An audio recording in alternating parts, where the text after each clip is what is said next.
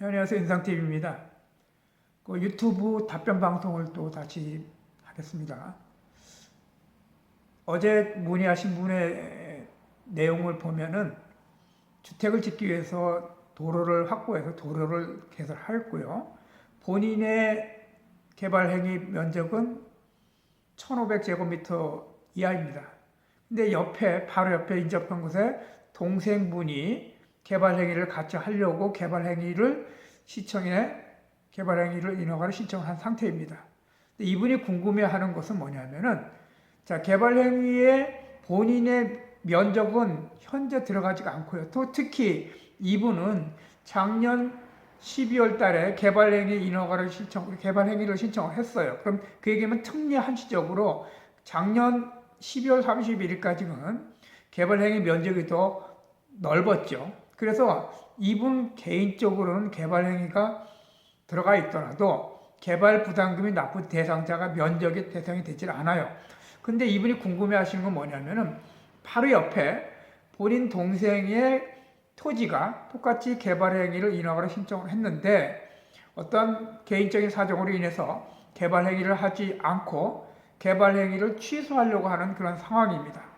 그래서 이분이 궁금해 하시는 건 뭐냐면은 시청했다고 문의를 하니까 개발행위를 하는 조건에 차후 개발부담금을 납부하는 조건으로 도로를 개설해줬다라고 얘기를 합니다. 물론 전화상으로 상담을 하셔가지고 명확하게 그 구체적 전화 사정을 이제 알 수는 없지만 이분에 의하면 그렇게 해서 현재 개발행위를 동생과 같이 해서 개발부담금을 납부해야 된다라고 생각을 하고 문의를 하신 겁니다. 근데 우리가 이제 개발행위에 개발부담금이 납부되는 면적을 보면은 지금 현재는 특별시, 광역시, 제주자치도와 같은 데는 660제곱미터 이상이고요. 기타 도시지역은 990제곱미터 이상. 그리고 나머지 지역은 1650제곱미터 이상이 면적이 돼야 개발 부담금을 납부하는 면적의 대상이 되겠죠. 앞에도 말씀드렸던 이분은 작년에 한시적인 특례 규정에 속에 있는 기간 동안에 재발 행위를 신청을 했기 때문에 그 면적에 들어가지도 않고요. 또 두 번째, 어떤 사정으로 인해서 도로를 개설하면서 개발 부담금을 납부하겠다는 얘기를 했는지는 모르겠지만은 그 옆에 동생분이 개발 행위를 하더라도 이분의 개발 부담금의 내용은 개발 부담금은 납부 대상이 아니라고 볼 수가 있겠습니다.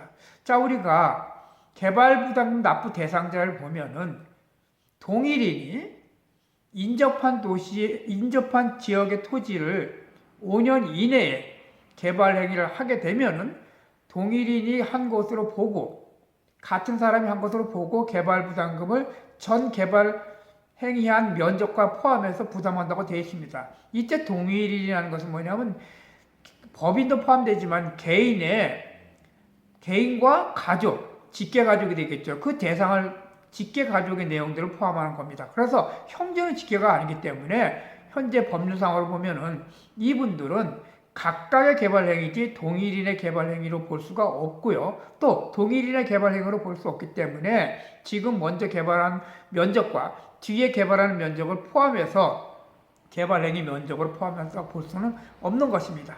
그런데 이분은 어떻게 잘못 알고 계셨는지 아니면 뭔 얘기인지 모르겠지만은 본인이 개발 부담금을 내야 된다라고 알고 있더라고요. 근데 우리가 개발행위 이익에 대한 환수 법률에 보면은 분명한 것은 개발행위에 대한 대상자, 개발 납부 부담금을 하는 대상자를 보면은 그 내용이 들어가 있지가 않죠. 그래서 각각의 소유권이라 볼 수가 있겠습니다. 자, 우리가 통상 개발 부담금을 유독 많은 분들이 개발 부담에 대해서 관심을 갖고 또 어떤 그 문의를 많이 하고 계시잖아요. 그런데 개발 부담금의 면적과 개발 부담금 납부하는 대상 그리고 개발 부담금이 부과되는 과정을 조금 더 정확하게 좀 알고 그렇고 개발 행위를 하고 거기에 대해서 조치를 하고 또 그 다음에 개발 부담금이 납부가 된다면은 그게 개시 시점의 가격과 종료 시점의 가격을 좀 더 면밀히 따져보고 특히 또 잊지 말아야 할 것은 개발비용 산출 내역서라는 것을 반드시 제출해야 된다고 했죠. 기한 내 대략 60일 이내 내지 않으면 100만 원의 과태료가 붙고요. 3개월 이내 내지 않으면 200만 원의 과태료가 붙는다는 것도 반드시 우리가 알고 대처해야겠습니다. 따라서 개발부담금은 안 내면 좋겠지만은 내게 된다면은 거기에 적당하게 내야겠죠. 그러나 내가 알고 대처해서 내는 거와 전혀 모르고 있다가 갑자기 고지서를 받거나 통지서를 받고 당황하는 것은 많이 다르다고 할 수가 있겠습니다. 자, 오늘 어제 전화상으로 문의하신 분의 내용을 보면은 이분은 개별적으로 볼 때 개발 부담금 대상이 되질 않는다고 저는 판단하고요. 또 설사 개발 부담금이 나오더라도 중요한 건 또 이분이 개시 시점의 가격이 매입을 한 게 아니라 부모님으로부터 상속을 받았다고 합니다. 그러면은 상속받게 되면 상속 당시의 공시지가가 개시점 지가가 되고 향후 종료 시점의 지가는 감정평가 압력으로 나오기 때문에 굉장히 개발 부담금이 갭이 클 수가 있고 부담이 많이 나올 수가 있겠지요. 그래서 좀 더 정확히 다시 한번 파악해 보시고요. 본인과 동생과의 개발 부담금이 합산돼서 나오지 않는다라는 것은 좀 알고 가시고, 또 만약에 그런 것이 조금 불안하거나 또 그럴 개연성이 있다 그러면은 동생분의 토지를 다른 사람에게 매각해서 그렇게 해서 토지를 굳이 개발 행위를 할 게 아니라 매각해가지고 판매하는 방법도 한 가지 방법이 되지 않을까 그렇게 생각합니다. 자, 오늘은 개발 부담금에 대해서 문의하신 분 중에서 본인이 개발한 부분과 동생이 개발하는 부분이 합쳐져서 전체적으로 개발 부담금이 나오지 않느냐라는 문의에 대해서 답변 방송을 드렸습니다. 네, 감사합니다.